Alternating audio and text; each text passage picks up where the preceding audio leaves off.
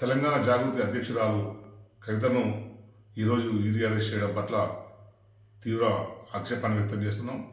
ఇది రాజకీయ ప్రేరేపితమైన కేసు అని గత 2 సంవత్సరాలుగా మేము చెప్తూనే ఉన్నాం. ఏదైతే ఈ లిక్కర్ స్కామ్కు ఎటువంటి సంబంధం లేదని చెప్పి దానికి సంబంధించి ఎటువంటి ప్రూఫ్ లేకపోయినా సరే ఉద్దేశపూర్వకంగా కొన్ని రోజులు సిబిఐ వేధించింది, ఇప్పుడు మళ్ళీ ఈడీ అరెస్ట్ చేసింది. ఇట్లా ప్రతిపక్ష పార్టీలు తమ దారికి రాని పక్షంలో వాళ్ళందరి మీద కేసులు పెట్టడం, వాళ్ళని జైలు పంపడం దేశంలో పరిపాటి అయిపోయింది.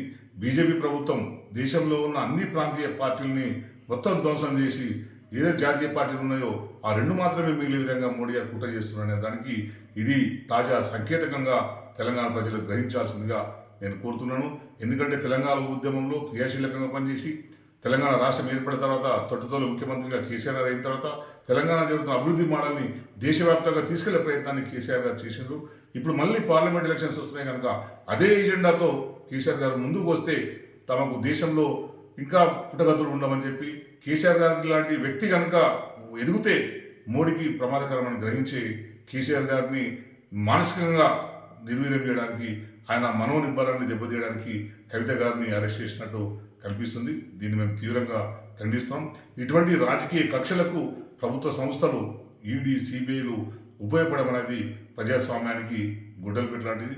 దేశ ప్రజలు ఇప్పుడు ఎలక్షన్లు కూడా ముందుకు వస్తున్నాయి. అందరూ గ్రహించండి, మోడీ దేశ ప్రజలకు ఎక్కడ కూడా సంక్షేమం గురించి ఎక్కడ మాట్లాడు. మోడీ దేశ ప్రజలకు మోడీ వల్ల జరిగిన ఒక్క సంక్షేమం కూడా చెప్పుకోవడానికి కూడా ఏం లేదు.